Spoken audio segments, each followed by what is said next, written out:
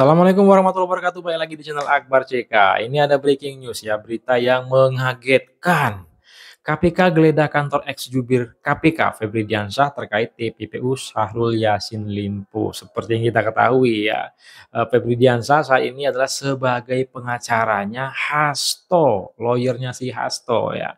Pasti ujung-ujungnya nyalahin Pak Jokowi lagi ini ya. Pasti nih sama si ternak banteng ini digoreng nih pasti nih.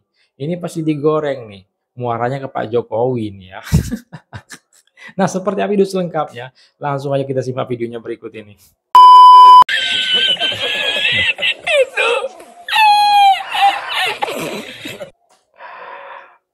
Pasti ujung-ujungnya nyalain Pak Jokowi lagi nih.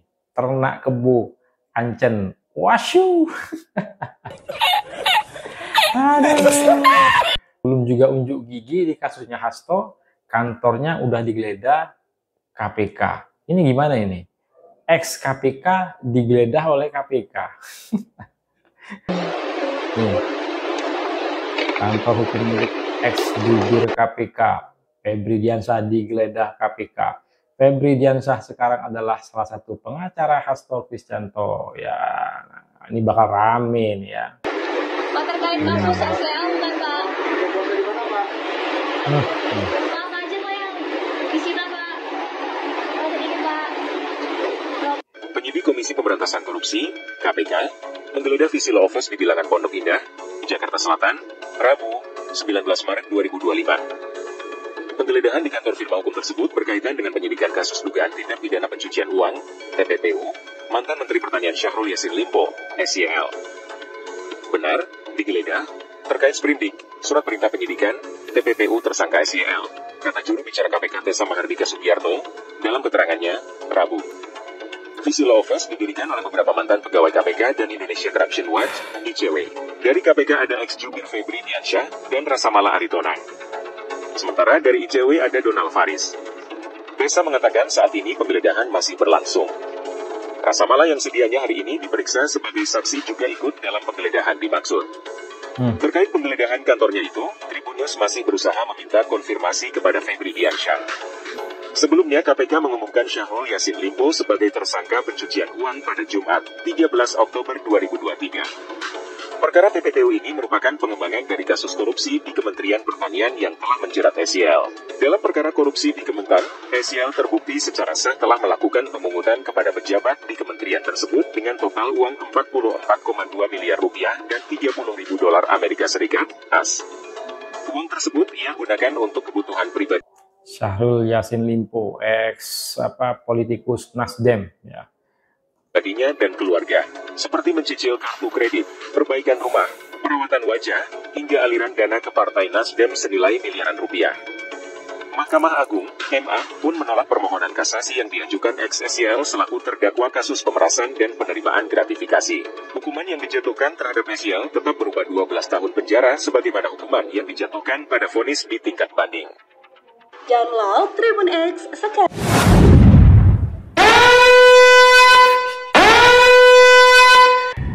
Beredar berita, kantor pengacara Febri Diansyah, ex-jubir KPK, digeledah KPK hari ini Rabu 19 Maret 2025 terkait kasus TPPU korupsi Syahrul Yassin Limpo.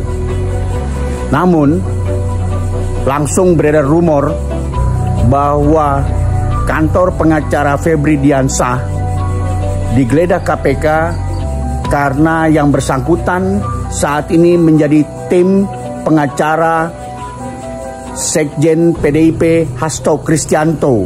Wow, kalau memang betul Kan? rumor itu terjadi atau isu itu benar, maka benar adanya hukum dijadikan alat politik. Wow. Sekarang kesana juga larinya kan. Ujung-ujungnya ke siapa? Pak Jokowi ya, dikit-dikit Pak Jokowi. Acuh. Kembali lagi, ya KPK kan tentu mengerjakan sesuatu itu dengan alat bukti dan barang bukti. ini ada murni penegakan hukum, ya tentu asal praduga tidak bersalah kepada Pak Hasto itu kita kedepankan ya. Nah kita harapkan bahwa ya nanti kan guilty or not guilty ya di pengadilan. Tapi Bang, kalau kata Pak Hasto tadi, ini karena penyidik atau tadi pimpinan yang memutuskan itu terpengaruh pihak luar sehingga tidak ada dissenting opinion. Ya. Nah ini membuktikan bahwa ini kriminalisasi dan saya tahanan politik seperti kata dia. Ya gimana ceritanya? Bisa nggak dipengaruhi sampai nggak dissenting opinion itu karena pihak luar apa karena yang mempengaruhi kan pasti itunya Jokowi lagi gitu kan. Ya kalau misalnya pakai logika ya nggak mungkin lah gitu ya pimpinan KPK seperti itu. Di KPK itu suatu itu kalaupun ada orang megang pimpinan ya kalau dia nggak nyampe megang bawah pasti akan berontak bawahnya.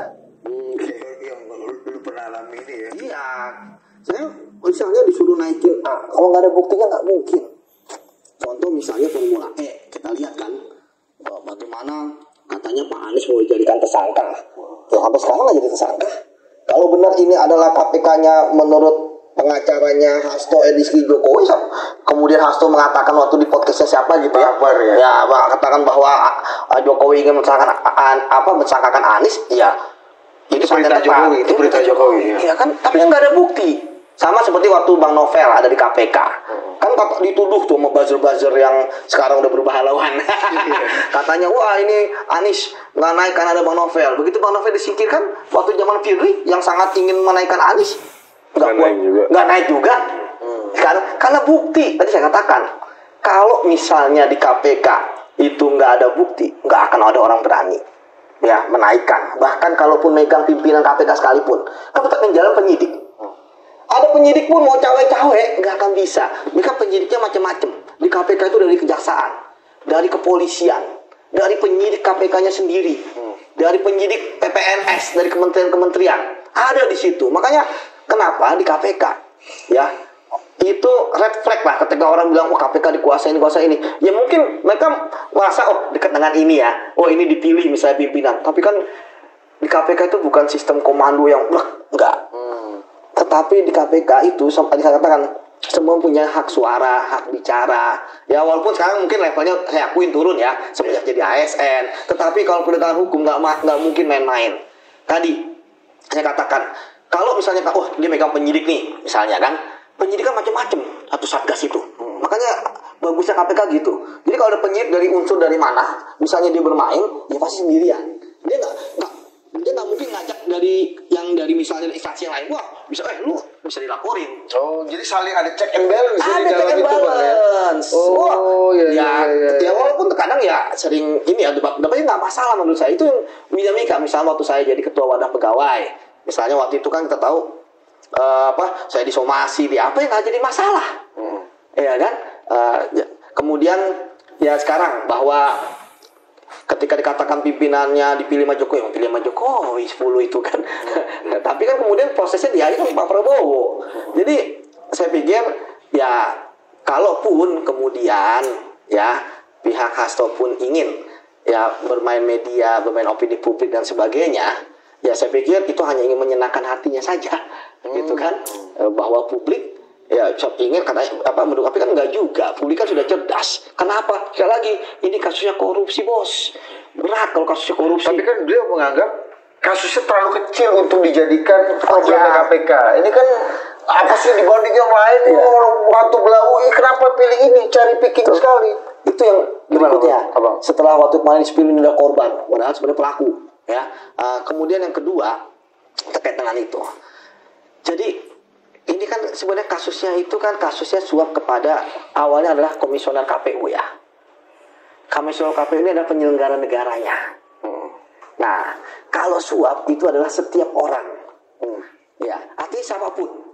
Ya, akhirnya termasuk Pak Hasto, ya kan, bersama-sama Harun Masiku, ya, kemudian Doni, ya kan, Harun Masiku gitu ya. Nah, silakan ketik komentarkan di kolom komentar terkait video kita kali ini ya. Ex jubir KPK Febri Diansyah kantornya itu digeledah oleh KPK. Kebetulan juga Febri Diansyah ini sekarang adalah pengacaranya Hasto. Nah, ini bakal rame nih, bakal Pak Jokowi lagi nih yang kena nih ya.